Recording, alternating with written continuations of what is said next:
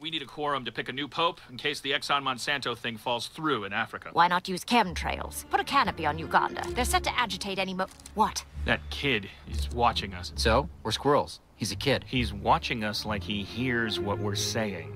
Hey, kid. Young man. Come here, little boy. Tell Daphne to run a 199 on a possible Doolittle. Little boy, we'll give you wishes if you can hear us. We can make you fly and get candy. Here, let's go, go, go. Start the show. Crap, it's the plot of my next book.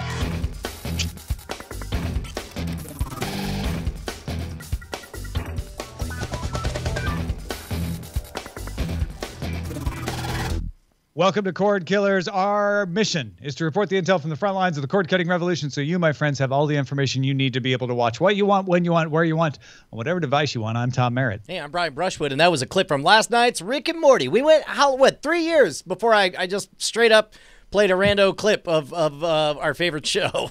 Well played, is what I would say, Brian Brushwood. Well played. No joke. One of the novels I'm working on its plot is secret people that run the government. However, they are not squirrels. Oh, yeah. Well, then that means it's legally different, which makes you in the clear, much like our newest guest, who is also wearing a beard, but legally different. Scott Johnson, welcome to the show. Hey, mine is removable, though. My beer can be taken off at night and laid gently on its beer holder. Yeah, by the way, welcome to our newest show, White Dudes with Hats, Glasses, and Beards. Yes, even in audio, it comes right through, I'm sure. Yeah, totally does. Thanks for having me, guys. It's been too long, one would say. Of course, Scott Johnson, the host of Extra Life Radio. Anything else? In the past. No, Scott, the host of The Instance, which you must have heard of, The Morning Stream, which you should go listen to if you're not already, and so many other things at the Frog Pants Network. We're going to get right into talking about the primary target then.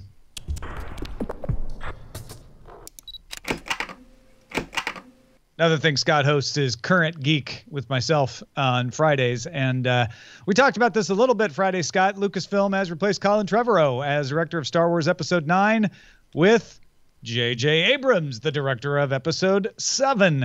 Abrams is also going to co-write the film with Chris Terrio. Terrio's previous credits include Argo and Batman vs. Superman, Dawn of Justice. Cue angry white man wearing glasses and a hat, number one, Brian Brushwood. I got to tell you, this is an indication. As a fan, this concerns me. Number one, I'm thrilled for J.J. Abrams. I think he's a good steward. I think he did a good job on that first one. I look forward to seeing what he could do with the third installment of the postquels, with the freedom of not having to please a billion people and calm nerves and everything. But as a fan, I'm a little bit bummed because we've talked about this before. My number one complaint is I would love to start seeing some Star Wars movies that aren't about worshiping the original trilogy. And so far, I've not seen a single one since Disney took over. And this is an indication that they are retreating to safety. And that Star Wars universe that I was originally so in love with because it was so wide and expansive and could go anywhere. Apparently, there's only one place it likes to go, and that's right back to the original trilogy. So I'm hoping we'll get beyond that. Yeah, I'm not going to deny I had a little bit of that feeling as well. In fact, speaking of Current Geek, I think my exact words were, this is a J.J. Abrams sandwich, and we don't even know what the middle brick looks like, or the one by Rian Johnson. I say brick because that's a great movie. You should watch Brick. But anyway, I don't know. I don't know how to feel about this. I felt like they were playing it pretty safe with 7. 7 was a safe movie in lots of ways, which speaks a lot to what you just said, Chwood, but I hold out hope that whatever we get in the middle bit, which we don't know yet, can be taken in new places, can be ended in a really strong way, and not feel like we're going back to the sensibilities of 7.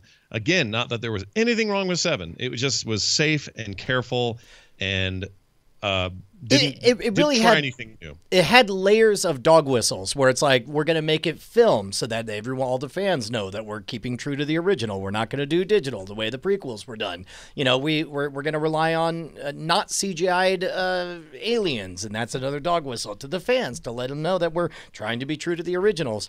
And that's all fine. That's all good. Those are great. But the story was, beat for beat, an echo of the original. So I don't know. We'll see. This one may be an echo also, but I guess I'm where my hope is. My new hope is in episode 8, because episode 8 is directed by a guy who is an auteur in a lot of Super ways. good. Doesn't work like everybody else. Rian Johnson's a really interesting director with a tone all his own. So if they let him keep that, and by all accounts, he claims anyway that they let him do that to create this darker middle chapter, maybe that opens things up and JJ doesn't have to be quite so adherent to the template. There's a lot going on here. There's a lot to unpack because I, too, like Brian, want the wider universe.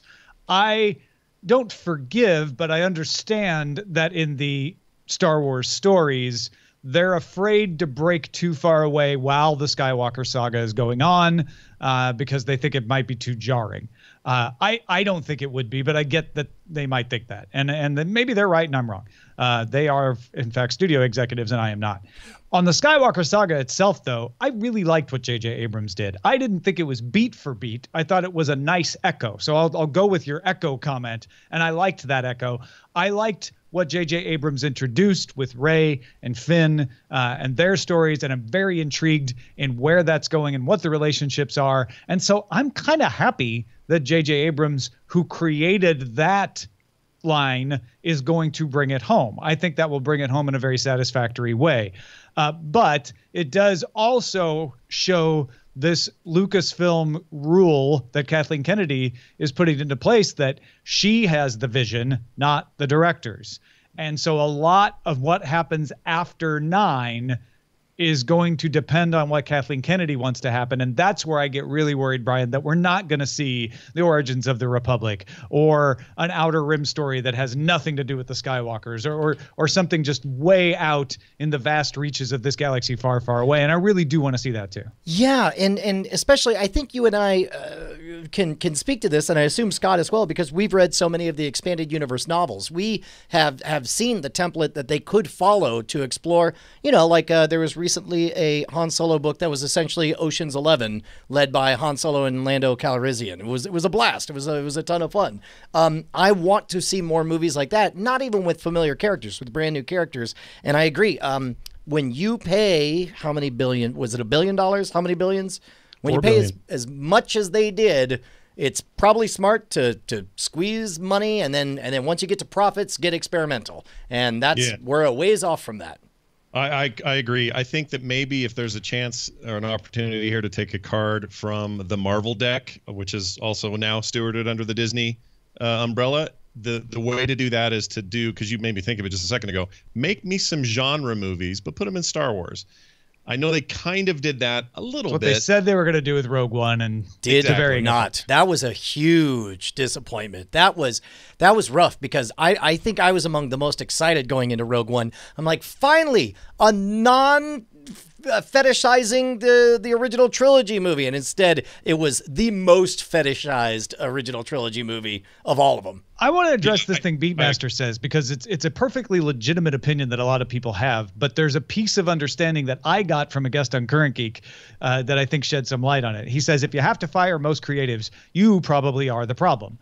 And if the franchise is problematic, totally agree with that. But what our guest on Current Geek pointed out that I hadn't really thought about is Marvel set the tone of, we're going to run these movies like a television show. On a television show, you have a showrunner, and then you have individual directors for every episode, and the directors take their cue from the showrunner, who often writes the episode or at least directs the writer's room to follow their vision.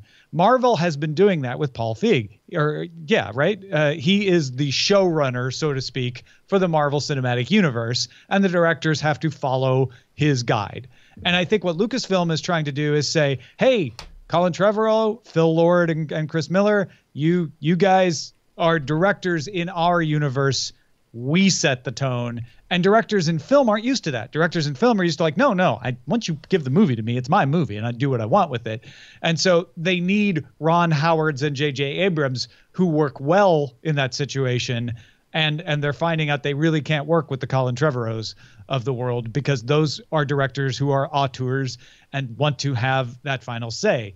I don't think that says one way or another whether that's the right or wrong approach. It seems to work very well for Marvel, but it is, I think, another aspect of what's going on here. Yeah, and I'm not even going to fall. I mean, clearly, if the goal is to make profitable movies that largely on balance are artistic in the right ways, with some complaints aside about, there were issues I had with Rogue One, how it turned out. You can't really fault them. They're still continuing to make hits. And so in that regard, maybe I'm the person who's wrong about all this. But as a fan, I'm ready for something else. And to be honest, I think it's the A/B experience that's driving me nuts, that I've seen them do everything right with the Marvel Universe, that it's driving me nuts that they're refusing to do that same template for Star Wars. Instead, they're just adhering. They're just making one movie over and over and over again. And it is a little earlier to judge, right? I mean, Hulk. Is it? Four Hulk. years? Marvel had their Hulks before they had their Iron Man. And so we've only got Force Awakens and Rogue One so far. We'll see how Han Solo turns out. We'll see how Last Jedi. The promise of Star Wars stories, the Han Solo thing, Rogue One, was this very thing. Something outside of the normal Star Wars Luke Skywalker thing, right? And they haven't delivered on that yet. The Han Solo it's going to be hard to do that exactly with the Han Solo story because it's Han Solo. He's part of the Luke Skywalker arc, albeit this is before he enters all of that fray. So I'm not making a judgment one way or the other how they're going to do with that, but that was the opportunity. And they really need to try to align with that opportunity, or I think they're going to lose steam, and it won't be that many more years where people are like, yeah, Star Wars, we're kind of done. And I am rightly chastised that you can really blame Universal for Hulk, not Disney. Yeah. So, although I kind of liked the last Hulk. You mean the 2003 Eric Bana one, don't you? No, I mean the 1978 Eric Bana. Oh. David Bana. Well, that was all right. Wait, never mind. Hey, folks, we like talking about this stuff. The reason we want to figure out all the cord-killing equipment is so that we could watch the things, and we love talking about the things we watch. We have an entire second show devoted just to that so we can spoil them, and that's called Spoiler in Time. If you're not subscribed to Spoiler in Time, in addition to Cordkillers, go check it out right now. If you're a patron, you get it early, and we want to make it even easier to watch just the Spoiler in Time commentaries about the things you want. Yeah, dude, we're trying to put together something to where whatever show you start, our goal is to keep doing Spoiler in Time long enough that when you get around to watching The Wire, you could say like, I would love to hear a commentary from Brian and Tom about what they thought of all these episodes. And so you'll just be able to look it right up. And we could do that if we get, how many more subscribers are we looking for there, Bryce? We're looking to get to 1850 patrons at patreon.com/Cordkillers. 155 more patrons, and we're going to be able to make magic happen. If you've enjoyed the advice that we've given, if we've saved you a buck or two, if we've made your jogs a little more exciting, then head on over to patreon.com. Any amount you want, we'll appreciate.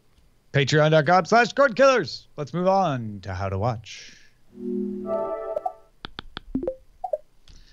As we mentioned last week, Apple introduced new hardware, the Apple TV 4K, supports HDR10 and Dolby Vision both. That's a nice touch. Runs on an A10X processor with the new TV OS, so decent processor inside, same one that runs in the iPad. Here's the cool thing. Major studios, except Disney, will make 4K movies available in iTunes for the same price as HD, and Apple will upgrade your previous purchases from those studios from HD to 4K. TV app is coming to 7 new countries, so if you've been looking forward to experiencing what we in the U.S. have with that TV app, you'll get it in Canada, Australia first, and 5 more countries to follow after that. Apple's also adding live news and sports to that TV app. Right now, it's just like Hulu and HBO Now and Starz stuff shows up there, but if you follow a team or if you express an interest in certain topics of news, they will show up in a new Apple TV or a new television section of the app. And the new Apple TV is going to cost you. 32 gigabyte version costs you $179. 64 gigabyte costs you $199. It is already available for ordering. It went up for pre-order on September 15th. First units will ship in a few days on September 22nd, although right now, if you order it, you probably won't get it till sometime in October. I think by and large, these are all smart moves. I think pricing it at the high end and cementing, Apple's got a reputation for being high-end luxury goods and that deliver on customer experience and quality.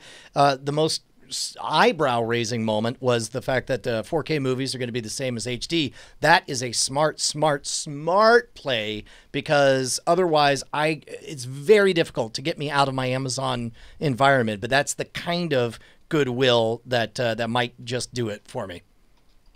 Yeah, I'm actually excited about it. I mean, the one thing I haven't heard anybody talk about is there was this fabled rumor floating around that Amazon would get up on stage and finally put their app up on the Apple TV, and it would have just sort of made the perfect presentation, because it would sort of bury this old hatchet that had been out there for so long. They start playing like it's a wrestling show that you just hear Endless Love playing on the loudspeaker, and then out walks Jeff Bezos. Kind of what I kind of expected it, but that didn't happen. But for me, the most notable weirdness was the company responsible for the game Journey, a modern classic, is now making a game for that device specifically and iOS devices, and it will be exclusive to those devices, at least best we can tell. They didn't talk about timed exclusivity or anything like that.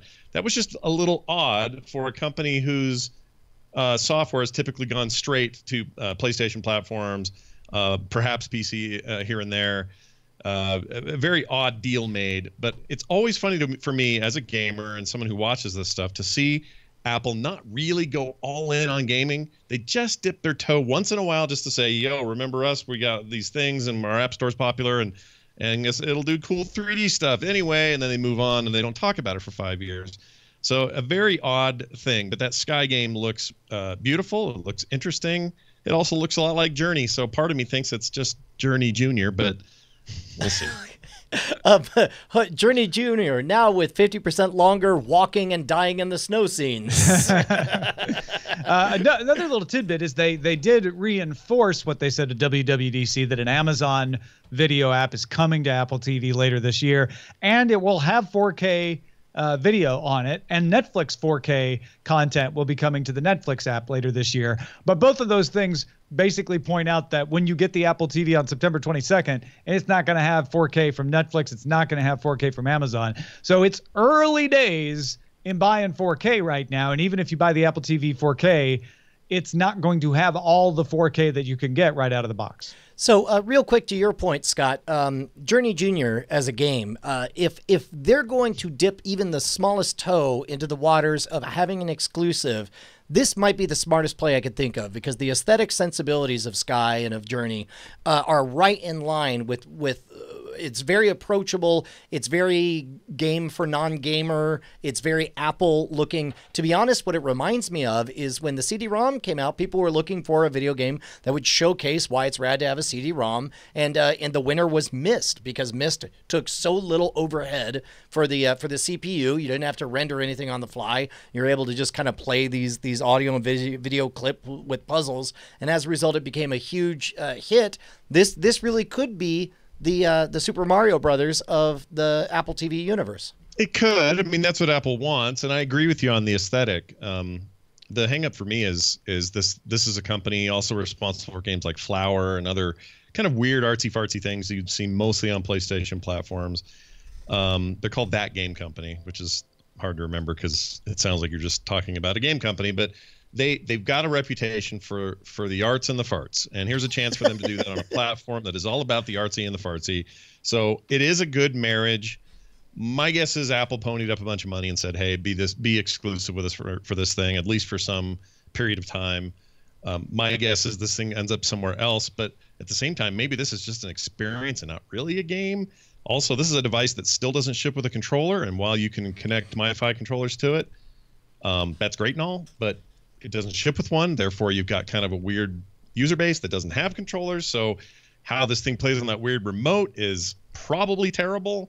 So there's a lot of stuff about this that's just weird and a half step for them. So I'd rather than make a full step or no step at all, or let the market do what it wants, kind of like the App Store did, and build it from there rather than try to force this. But we'll see. It looks cool. Doesn't this feel like they're Monument Valley? Like Monument Valley was for iOS, what this is trying to be for Apple TV. A little bit, yeah. Like this is a you're in fact, you're dead right. It's this like beautiful, sprawling, graceful kind of approach. It's not Marines shooting aliens at all.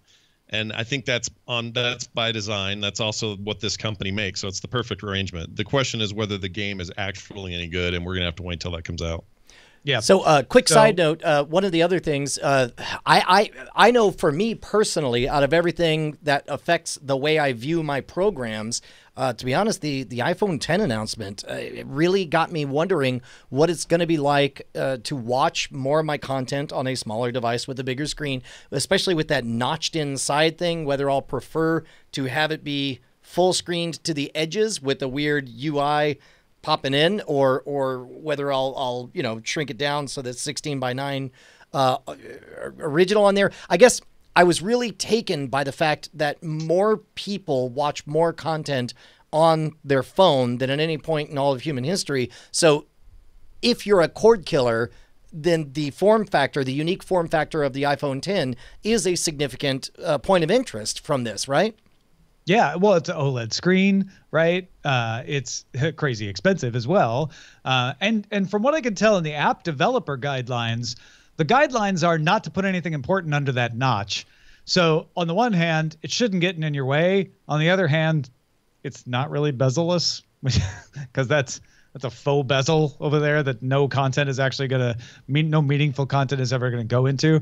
But yeah, honestly, iPhone 10, as expensive as it is probably a more serious consideration for somebody who views TV. If there's someone who's like, no, my primary experience is viewing it on a phone, and I want the best looking screen on my phone, that's something to look at, especially if you live in the iOS universe. Apple TV right now, it's like, it's too expensive. It doesn't have enough 4K content. It's not really particularly great for games, and it doesn't have Amazon yet. I well prefer the Apple TV interface over everybody else, but I wouldn't recommend the Apple TV 4K yet.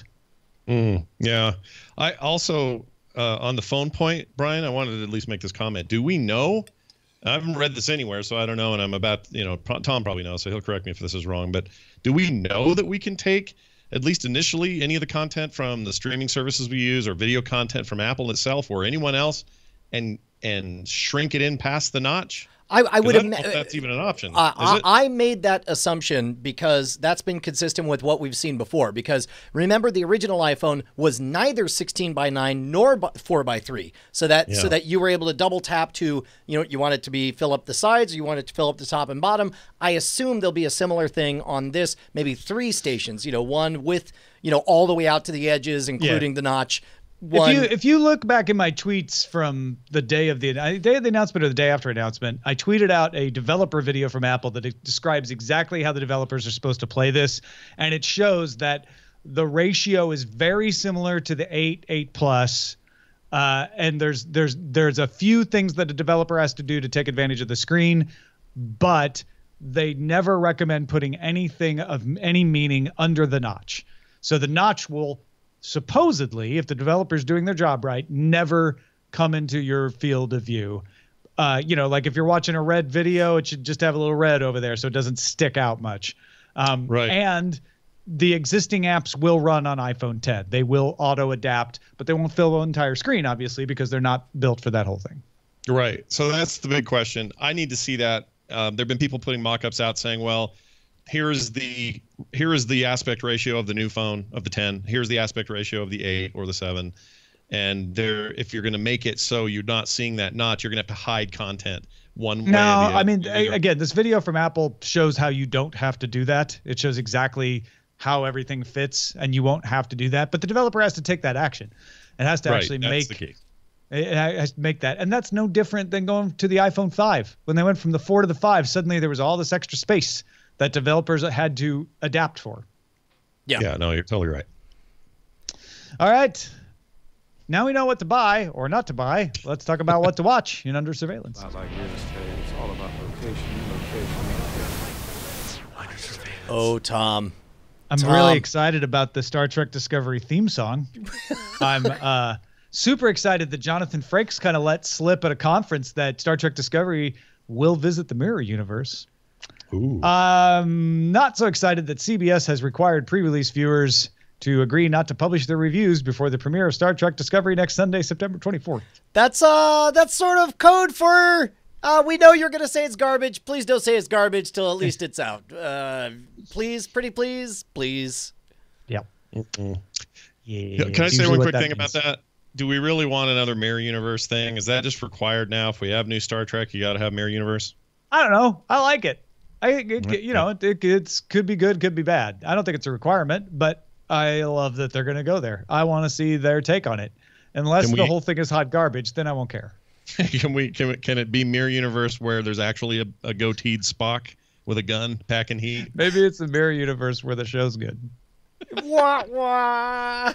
It's like, what are you guys doing? We're watching the most powerful holo vid in this quadrant. It's Star Trek. Everybody loves it. I want it to be good so bad, you guys. I really want it to be good. So, I'm terrified. Beef Viper, and I'm not qualified to say this because I have not watched the Orville, but I did catch the first 10 or 15 minutes, and it occurred to me that by virtue of calling itself a parody, if it's good, and again, it's too early to call, but like Orville, if it grabs the sensibilities of, say, a Galaxy Quest or something, and at some point relaxes on the parody aspects, like there's an opening for Orville to out Star Trek, because it's like parody is what gets you in the door, and then all you have to do is be better than the actual thing, and then you fill that niche. I felt that way until I finished the first episode of Orville. Yeah, that's why I haven't really made a big deal about this prediction. I'm not going to trash Orville. They get all the beats right, and this is one episode. I know the second episode's out now, and I haven't watched that yet, so that may change my opinion. But the first episode left me as, that felt like a pilot. That really felt like a pilot that was trying to show me what this can do. I didn't laugh out loud, and I should. It's not good enough to be like, wow, that was just a really good story, and it wasn't yet funny enough. Probably because I don't know the characters well enough to make me laugh, but the performances were all really good. I love Catherine Palicki, and Seth was great. Scott Grimes. Yeah, the whole cast did a great job. It just didn't get me yet, but it also didn't make me cringe. I will say that. I've heard episode 2 is much better from those who were about the same temperature on episode 1 as you are. I don't know. Usually that doesn't give me a lot of confidence because this stuff's in the can. It's not like they went, oh, well, guys, we've had a week to think about it. We know what to change for episode 2. Yeah. It doesn't usually work that way. So I'm still holding out my ultimate judgment, but I haven't seen it either. And I would love it if something else came along and said, we are more Star Trek than actual Star Trek, and kind of flipped the lid on that and basically made Star Trek work a little harder for what they got to do. Heck yeah. I think it's telling that we've spent most of our time talking about Star Trek Discovery, talking about Orville. Now, there's a trailer out for Nick Kroll's animated series about puberty called Big Mouth, coming to Netflix September 29th. Cast includes Kristen Wiig, Kroll himself, John Mulaney, Fred Armisen, Jenny Slate, Maya Rudolph, Chelsea Parrott, and more. A thing is star-studded. Right on. A star-studded Netflix original. Now I've seen everything. Did you watch the trailer? Like it's a lot of puberty jokes. I have not. Some of them very funny. But I'll tell you what, man, I certainly have enjoyed, F is for Family really does a good job of exploring the strange world of growing up in the 1970s, man. I can't believe any of us survived. That's ridiculous. And if they do the same thing for puberty in general, then I bet I'll enjoy that as well. I've also said for years and years, and I believe this more and more, that animation is this incredible tool to tell stories you can't tell with live action. And that's true for both kids and adult fare. And Netflix seems to understand this or know this. And I love it. I haven't seen this yet. I saw the trailer. Looks good. But exploring ideas that you otherwise, either through budget or through just where you have to park your brain at the door with live action versus animation.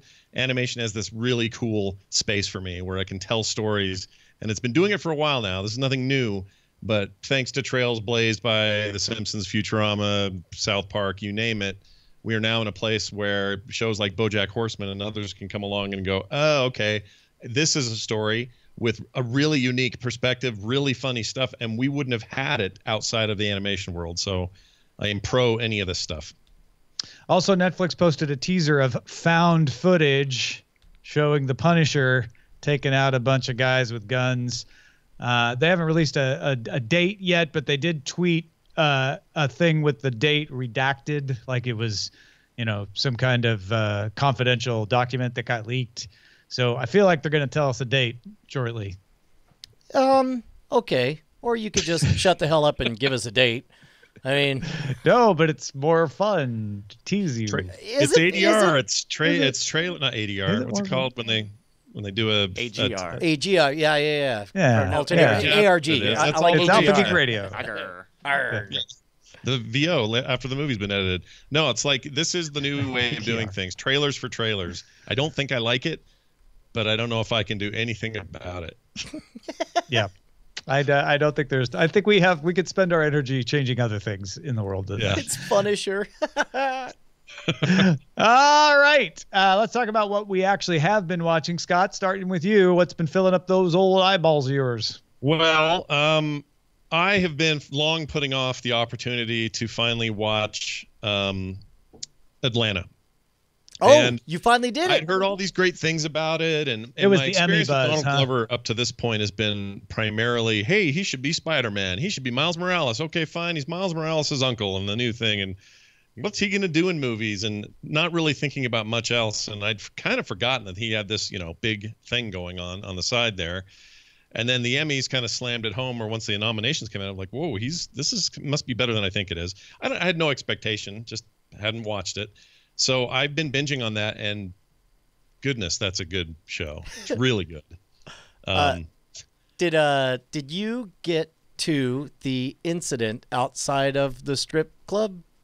Outside of the club? Not yet. I'm like 4 episodes in. When does that happen? I guess no. I guess it's That's one or later two. on. One or two episodes after that. There's one moment that's my single favorite moment. It's not a strip club. It's just a club. But Sure. it's great. It's great. All right, I'm into it. I really like it. The writing's incredible. The direction's great. Somehow they made a movie that's funny, kind of stressful, or not movie, TV show. It's stressful but funny, but also kind of terrible sometimes. Like horrible things happen to people, and it feels like an important voice in our time. But then it's funny again, and it pulls that off. I mean, this is no comparison to the Orville, but the Orville might want to do this a little bit. Be real Star Trek with some funny, because this is like hardcore drama with funny, and it's a totally unique voice. I've never seen a show like it, so I'm all into that right now. It took me a while to realize that it was not going to be a linear story, but instead it's an anthology. It's snippets of this 2-year period throughout their lives. Yeah, and it's crazy also just to hear an FX Network show where they just throw all the previous self-imposed language rules out the door and just let it breathe, let it be what it needs to be, let it be about the people it's about and the place that it's from, and not feel like you have to hold back. That's refreshing. So I really like it. I'm not far enough in to say, oh yeah, this is the greatest show I've ever seen, and I feel a little pain right now as I sit here knowing that Fargo went another year without winning anything at the Emmys. I'm super ticked about that. Oh, that's terrible. Yeah, it sucks. That show needs I don't understand it. It's a complete travesty as far as I'm concerned that Fargo can't get a win for something. And I know it's in a weird category, and I get it, but It's a lot of competition too. Every time Fargo came up, I was like, ooh, but I also like that. Yeah, like it's tough. yeah. And also, I mean, I can't, I couldn't say that The Handmaid's Tale shouldn't have won. It should have. It was amazing. I loved it. I loved every second of it. What I'm complaining about is this embarrassment of riches. Basically, your show is about the embarrassment of riches that we're that changing we have the right now title on television. actually. It's just crazy. So that's been taking most of my time. I'm about to dive in. I haven't seen it yet, but about to dive in on the new Ken Burns documentary on the Vietnam War. Very stoked about that. As a matter of fact, I started watching it last night and then went to bed. And then when I was working out today, they're streaming it for free all month long, the entire series. So if you go to pbs.org, I was able to just open it. And that's part of the reason I was thinking about the iPhone 10. And I realized how much of my viewing experience is going to be on the stationary bike, just watching off of my phone. And I found a very satisfying way to watch Ken Burns Vietnam. Yeah, I'm very excited. He's a must watch no matter what he does. I think they're important things to see, and I can't wait. I'm super stoked. I've been hearing nothing but good things, so I'm pretty excited to start that up. All right. Well, Brian, anything else besides Ken Burns that you've been watching? Yeah, Preacher, Firefly, Rick and Morty. We're going to do all that stuff. I watched more of Narcos Season 3. I think I'm getting into the groove of what they're doing with the different story. It does feel weird to kind of start again with a new, set of problems and characters, but I like what they're doing. I watched that movie, What Happened to Monday, The one Okay. about seven identical twin girls all sharing the same identity with Willem Dafoe and Glenn Close. And man, I think it would have been a really good Black Mirror episode, but as a Netflix movie, felt super duper cheap and kind of silly. Kind of really silly. Like, it's way silly. It's a silly movie that doesn't realize how silly it is. So what Okay. you're saying is, it's silly. Kind of silly. Yeah. A little. Is it silly? I mean, if it was a Doctor Who episode, it'd be the best Doctor Who episode I've ever seen. You know, if it was a Black Mirror, it'd be silly among is the best. what is expected. Yeah. Right. As a movie, I was like, wait a minute. As a movie with Willem Dafoe and Glenn Close, particularly. Yeah, it's Okay. beneath both of them. Yeah, I've been watching. We'll talk about Preacher, Firefly, Rick and Morty, and spoiler in time. My wife's been watching Insecure with Issa Rae, and that is one of those shows that I pretend like I'm just watching it because she has it on, but I pointedly do not walk out of the room to do other things as I do with other shows that she likes that I don't like as much. It's really good. It is a very well put together show. But I also want to talk about Mother, the Aronofsky film, because I have a cultural blind spot sometimes. I don't spend a lot of time on Reddit in threads. I don't read Facebook ever. I had no idea that there was a huge controversy about this movie. I am hearing this for the first time, that there's a huge controversy about it. So I'll tell you the story. I had heard in the background an interview with Jennifer Lawrence where she said something about the movie that was a vague spoiler. Not really a spoiler, but I'm still not even going to say it here. But it was like, oh, okay, that gives me a framework. That's all I knew about the movie at all. I went in, sat down with just that one little hint, and loved it. It was an allegory. It is about the history of the world and biblical events and the meaning of religion and what man's relationship to God is. But it's all taking place in a house with a married couple. And and to say anything beyond that would be spoiling. But it touches on all these amazing themes with a very simple approach. And I thought it was great. I loved it. A few things about it were a little bit expected. A few things about it kept it from being mind-blowing, but I thought it was amazing. So I go on Twitter after watching it and say, Mother was amazing. And immediately get a few people in Twitter like, you're trolling us. You're the only one that thinks that. And I'm like, okay. So I go check it out. Rotten Tomatoes, all the reviews are either 5-star or 1-star. And there's this whole movement against the movie. Why? And I had no idea that liking the movie would be a political position that I would have to defend. Because I'm like, dude, I don't know. I just liked it. I'm not trying to pick a side. I just enjoyed the story. Okay? It's also really important to note, Aronofsky movies are made to be this is what they do. I mean, whether you like it or not, he makes a movie and people argue about it. It's just the way his movies are. I don't know how long it's been since any of you have seen Requiem for a Dream, but good Lord, sticks with you and haunts you. It's his thing. It's what he does. So that shouldn't surprise people. And secondly, I want movies that create conversation and discussion. And I don't even know. I know there's a controversy, but I don't know why, because I'm trying to sort of stay unsullied on this. Well, that's the thing. I would like to talk more about that, but you'd have to spoil the movie to do it.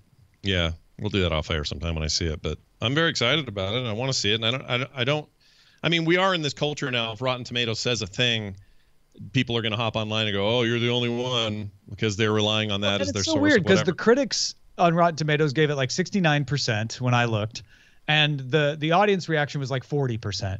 And to me, I'm like, oh, so a lot of people don't like Aronofsky because he's not easy to follow, and I get that. A lot of people look at it and go, "This is just crap. He's being too clever." Right. And that's a fair criticism, and you might not like it because of that.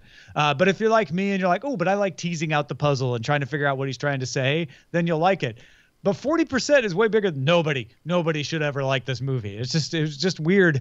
It wasn't the numbers of people that didn't like it. It was the spread of like, it's either 5 or 1. You didn't have a lot of people in the middle. Maybe it's because a lot of his movies tend to be somewhat obscure people in them. Although, I don't know, you could argue Jennifer Connelly wasn't obscure for Requiem, but maybe it's because this is a Jennifer Lawrence gig. And Javier Bardem. Yeah, you got two big names there. There's a bigger spotlight on that maybe. So I don't know. That could be why people react the way they are. Yeah. Well, let's see what's on the lookout. Bryce?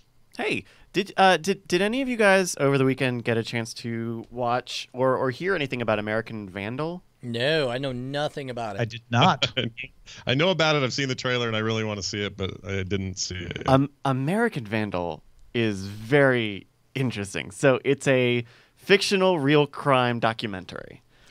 Oh wow! So basically like Serial or what was the Making a Murderer? Making a Murderer, yeah. Sure. Well, but it's about a high schooler who graffitis the faculty parking lot with genitalia, and he contends that he is innocent, and so the guy on the TV crew is making this documentary series about investigating whether or not the guy Dylan Maxwell actually did it or not.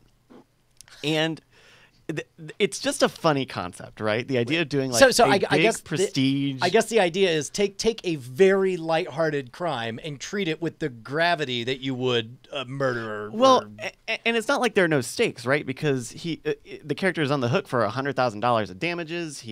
It's a federal felony vandalism. But ultimately, it's about drawing dongs on cars. Yeah. There's a hashtag who drew the D words that ties into the show. It feels like a parody that the trailer anyway felt like a parody that like Funny or Die did about Netflix multi-part documentaries. Funny or Die is connected to this. I think they are one element of the production. Of this. Really? Yeah, their logos at the end. Yeah. But it's like what the concept is so funny, right? They call it a satire, or you might call it a parody, but you get to the end and you realize no, they just set out a real mystery. There's a real mystery that's going on. There are a lot of suspects. There's a lot of investigation that uses modern social media as a tool to investigate various which by the way was a literal Onion headline 10 years ago. It was like social media posts reveal how this fire started, and it's like you see the cigarette drop and all that. Yeah. Well, and not only is it aware of that, but it also makes a really good message about these living documentaries, things like what was it? Missing Richard Simmons, right? Richard Simmons was well-intentioned, but it's also like kind of creepy. Kind of intrusive, a bit invasive. And it was very abruptly ended. Like it was clear behind the scenes. Somebody got a lawyer to send something, and they're like, hey, we solved the mystery. He's totally fine, and the show's over. Bye. Right. There's a real concern when you are like making a documentary about something and releasing the documentary as you're investigating it, because there's all sorts of stuff that you can do to all of these people who are associated to anyone even close to being suspected. So I think it sets up a very good real mystery, and it has a very good message. And I'll be honest, it kept me guessing right until the very end when you have a very good idea of who does the crime. It's really great. So that's on Netflix now. There are 8 half-hour episodes, so it's like really quick to get through. I watched it all yesterday, and I think that's that's fantastic. I'm so in on this. This sounds perfect. You should really give it a try. That's a good find. That is why Bryce is on the lookout, ladies and gentlemen, right there. Check it out, American Vandal. And if you got something we should be on the lookout for, let us know. Email us, cordkillers@gmail.com. Now, before we continue, Brian Brushwood has this very important message for you. Hey, man, you're going to find yourself in the middle of a dagger fight. It's going to be you, the Kwisatz Haderach, up against the front man of the police. And I'm definitely describing the end of Dune, but I'm also describing what it was like to learn how to fight with the dagger with Jason Murphy at the Historical Weapons Guild in Austin, which is the latest episode of The Modern Rogue. If you're not watching The Modern Rogue, here's a fun fact. Between Scam School and The Modern Rogue, this month, we crossed over 250 million views. Billion with a B. 250 million views between the two channels put together. Find out what you're missing. Everyone's having a good time except you. That's why you're alone and hate yourself. Oh, my God. Go to youtube.com/Modern Rogue. And then you won't be so alone. How about that? All right, let's check in on the front lines. Bryce.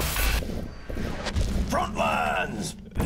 Hey, the Emmys were yesterday. I watched the Emmys. Stephen Colbert hosted. He made some jokes. Sean Spicer came out. That caused some controversy. But for this show, the important thing is which of the cord-cutting services did well. Now, HBO's kind of cord-cutting, not cord-cutting. They did great. They were taking home awards for Big Little Lies and Veep all over the place. Netflix had a nice broad spread. John Lithgow won for The Crown. Aziz Ansari and Lena Waithe won for the writing on the Thanksgiving episode of Master of None. Charlie Brooker for the writing of San Junipero for Black Mirror. And San Junipero won Best Television Movie, which Black Mirror was in that category. But Hulu is getting all the headlines, even though they didn't win the most awards. Handmaid's Tale. Bruce Miller won for writing. Ann Dowd won for supporting. Reed Morano for directing. Elizabeth Moss for Best Actress. And Handmaid's Tale won Best Series. This was Hulu's arrival at the top by sweeping these high-profile top awards. Yeah, man. It sounds to me like it's a bit of the most improved trophy goes to Hulu. Mm-hmm. Yeah, I mean, I think if you had to pick one, did you guys see the Ann Dowd acceptance speech? I guess you did if you watched it. That was fantastic. I did not. What was it? She was not expecting to win. She was totally broken up. Absolutely broadsided by her win. She was in The Leftovers as well. She's found big success older or later in her career. I find her utterly fascinating on screen, and to sort of watch her win, I thought, let's see what she's like in real life. Who is she in The Leftovers? Just as fascinating in real life as I do on TV. She is really interesting. Yeah, who is she in The Leftovers? She's the one of the guilty the leader of the guilty remnant. The remnant. She's great. And you kept thinking it was a different actress. Always thinks it's season 2's Madge in Justified. It's not her, different actress. That's Margot Martindale, but everyone thinks it's her. But they both kind of share this way about him, and she's as interesting accepting an award as she is acting. That's the 21st century's answer to the Michael Duncan Clark, Ving Rhames confusion of the late 90s. Yep, the Margot Martindale Ann Dowd confusion of the 2010s. Meanwhile, the Wall Street Journal reports that Discovery Communications, Viacom, A&E Networks, AMC Networks, and Scripps Networks Interactive are teaming up to launch a sports-free streaming service. The expectation is that it'll cost $20 a month. College-oriented streaming service Philo will provide the technology for the platform. Full disclosure, Scam School is a Discovery property. Full disclosure, I went to college.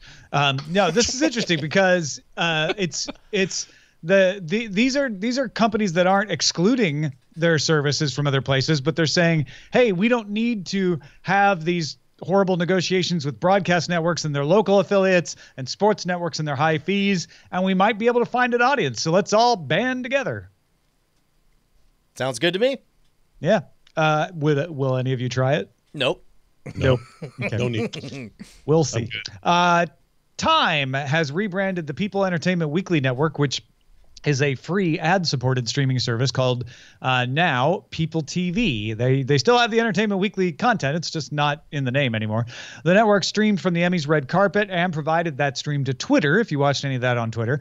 The Times says the service has received 100 million views since launching in September of last year as an attempt to stop you from saying, but have any of you watched it? Yeah, that sounds to me, I mean, forgive me for just assuming this. If we went to this website, what are the odds that it will autoplay as I try to read an article and then continue to autoplay as I try to scroll down? It's a streaming service. It's meant to be as an app on your phone or on your Roku where you just tune in and play. Okay, well then. It's not meant to be a People is the website for reading. Entertainment Weekly is the website for reading. People TV is a channel. You don't think that they're embedding these in the People stuff? If I go to People, they very well might be, but that's not People TV's fault now, is it? Touche. Good. I have no desire to watch People TV. Just more importantly, YouTube TV has expanded to Albuquerque, Austin, Birmingham, Greenville, Norfolk, Portland, Raleigh, and Sacramento. YouTube TV now offers almost 50 networks and costs $35 a month. Tom, you've been hands-on with this. Should I bail on PlayStation Vue to give this a try? No, I wouldn't bail on PlayStation Vue and then give this a try. I would give this a try because you are a phone-based watcher. Yep. And then decide, do I like this? Because while it's phone-based, it is definitely the better interface on your phone and your tablet by far. The channel selection's a little different, so you may run into like, oh, wait a minute, this channel isn't here. And the DVR service, while great, also doesn't give you a choice between on-demand and DVR the way PlayStation Vue does. If that's changed, I apologize, but the last time I tried to watch something that I had recorded from the CW, it played commercials that I couldn't skip. And I'm like, oh, I'm getting the on-demand version. Yeah, that's one thing I really dig is that I can pick the DVR and make the game of guessing 2 minutes, 30-second ad break. Oh. You know, the PlayStation Vue app for iOS just updated, and it now has a 10-second forward skip, which it didn't used to have. You used to have to do the slide. Yeah, no, I watch on my desktop, and it's always had that on there. Yeah, it's had it in other formats, but it didn't have it on the phone before. So you know what I really wish would happen? I really wish Google would quit fiddling around with TV crap and just get my broadband 4 extra blocks my direction. I know this has nothing to do with the service. Different companies. Google Fiber is a different division of Alphabet. Great, we're all in the alphabet. That's great and all, but their name's still on it, damn it. It's Google Fiber, and they need to freaking bring me my fiber. That's like calling up Motorola Solutions, the people who make radios, and complaining about their cell phones. You know what? That's a good idea. Can we give out the number for Motorola Solutions? Yeah. Variety reports that Hulu CEO Mike Hopkins told an audience in New York City that Hulu plans to spend $2.5 million on content this year, to which every reporter said, Hulu only spending $2.5 million. Whereas when Apple said they're spending $1 billion, everybody wrote, Apple's spending $1 billion. Here's the comparison. Amazon's predicted to spend $4.5 billion this year. Apple $1 billion. Hulu has about 12 million subscribers. Amazon has 80 million. Apple doesn't have subscribers because it doesn't really have a service. Netflix has 100 million subscribers. They're spending They're $6 billion. With Hulu getting built-in originals from the broadcast networks, I think spending $2.5 billion on originals is pretty good. Yeah, if what is bringing people in is traditional television programming that someone else takes all the risk on and they just get to reap the rewards, then that seems like a smart enough play. Yeah. Sling announced 2 new bundles. If you prepay for 2 months of service, you get a free WineGuard indoor antenna. Prepay for 3 months and pay an additional. Prepay for 3 months and pay an additional $70, and you get the antenna plus an adapter and Sling's Air TV player, which integrates over-the-air channels into Sling TV. Sling will verify you live in an area that can get OTA channels. Yeah, so it's a little bit wonky. It's prepay for 2 months, get a free antenna. That part's simple enough. But if you prepay the 3 months, you have to pay an extra $70 to get the AirPlay TV, which usually sells for $140. So they're giving you like half price, essentially. Also, I put in my hometown in Illinois' zip code, and it said, oh, you only get 2 over-the-air channels. You can't get this deal. Because these are indoor antennas, granted. But I know for a fact you, with an outdoor antenna, can get all the St. Louis channels in my hometown. So I'm a little curious about that. I'm like, are you drawn from Antenna Web for this, or are you drawn from somewhere else? It's a little weird that they're limiting that way, but it feels less like they're trying to dissuade people from using the deal and more like they just don't want to send an antenna to somebody and have them send it back because it doesn't work. Yeah. Let's check into some dispatches from the front. Why y'all laughing? He's laughing at my response. I don't have it in. That's not good. His response was awesome. It was, yeah. Dan Campos wrote in and said, hey, back in May, I recorded a show. He does his own podcast, has his own Patreon.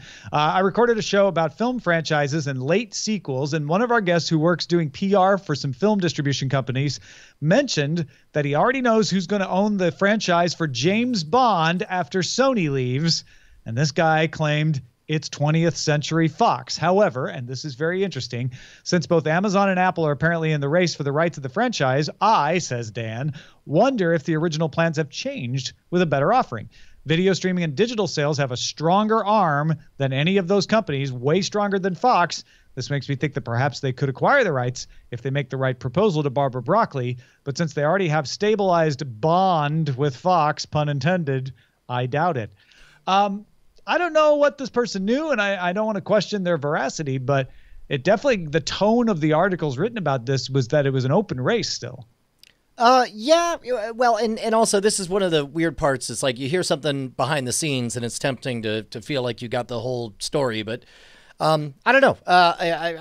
It sounds like we're no closer to the actual truth than we were before, right? Yeah. Although one insider seemed to think that 20th Century Fox had it in the bag, so we'll see. Mike Kepper writes, howdy, Brian, Tom, Bryce, and Roberto. Enjoyed the discussion about multicultural approach of Netflix. He says he's a big fan of Japanese anime when he watches Crunchyroll and Funimation and more. He's been a fan of anime since the 70s. Unfortunately, anime still suffers from prejudice, which is not deserved because many people still associate anime with sexy fan service and violence. Many anime contain parody and often reference other anime with crossovers and characters in other anime animation. So the new title, Neo Yokyo, seems to be a typical style for anime. Anime parody is very common in Japanese anime. I think that's what I was reading. And again, we mentioned it was just the article that seemed to indicate it was a parody, but didn't look very parodic, or at least no more parodic than any other anime. Parodical. That's the word. Parodical. Yes, exactly. Emphasis on the ol. Charles wrote in and says, I think you're underestimating the number of people who use Kodi on a Fire TV stick. This topic comes up all the time in our neighborhood and on our neighborhood Facebook page. And based on the number of people who brag about owning one, I'd say about 10% of my neighbors have one. So that's about 50 to 100 households. I don't think they realize it's pirating, or at least they've convinced themselves it's not, because they argue that since they bought it from a vendor, it must be legal. With that argument, all the pot I bought and smoked in high school must have been legal too. They talk about how nice it was to watch the fight or the big game for free, but I don't think they realize it's piracy since they're using an app and stream like Popcorn Time and not going to some shady site to download something. So I looked it up. We can know this because Sandvine did a report in May where they surveyed 250,000 U.S. Households based on usage, not asking them, based on usage. They found out that 8.8% of North American households have at least one device in their household with an active Kodi installation, and that 68.6% of those households with Kodi devices also have unofficial add-ons configured to access unlicensed content. So they're doing piracy. So approximately 6% of all households in North America have a Kodi device configured to access unlicensed files and streams. I can't figure out if I'm surprised that that number is so low or so big. And keep in mind, you and I had incentive a while back to fly straight. Once we decided we were going to champion the legal means to stream all the content that you want and watch what you want when you want on whatever device you want, we sort of had to let go of that whole world.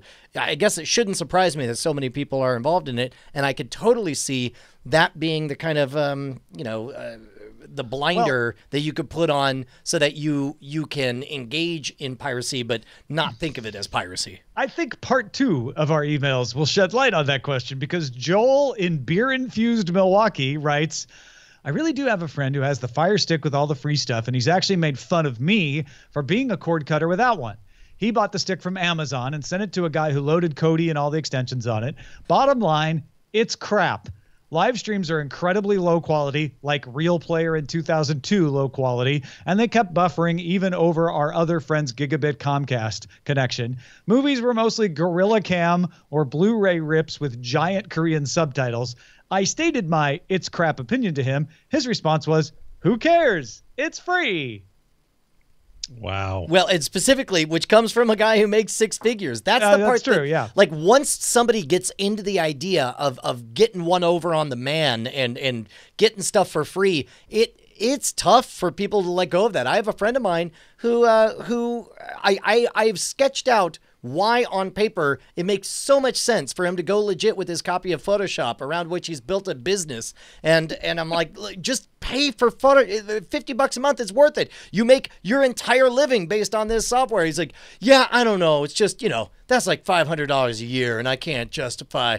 And I was just like, you're killing me. You're killing me. Well, and I just had a conversation with a friend of mine who's probably the biggest user of Kodi of the people I know personally, who just got a much better job and said, yeah, I'm going to start paying for Hulu. And he already gets Netflix, but he's like, I'm going to go legit now. He's like, it's time. I've got the money. So there's both kinds of people out there. And the only way to know for sure is to do things like Sandvine to find out just how many there are. Yep. I'm surprised that number's so high. As far as surprised or not surprised, that seems high to me in today's climate. So I must be naive to how many people are still deciding to go that route. I mean, also, we're 6% blinded to it because it's not something many people discuss in mixed company. We are of an age, and by virtue of casually mentioning, I bought this, I did this, we indicate that we are not in the group of people plumbing the depths of piracy. If you're in a room with 9 other people, one half of one of those people uses Kodi for piracy. Ew, that's Jeez. amazing. That's Yeah. crazy, man. I'm not sure which half. This is the left arm and the leg. Depends on the extension. And then finally, we got actually over in my DTNS bosses Slack, Jordan Cohen explained that he's found a fairly comfortable setup for over-the-air TV in his house. Jordan has a cheap home theater PC hooked up to his television, a USB TV dual tuner.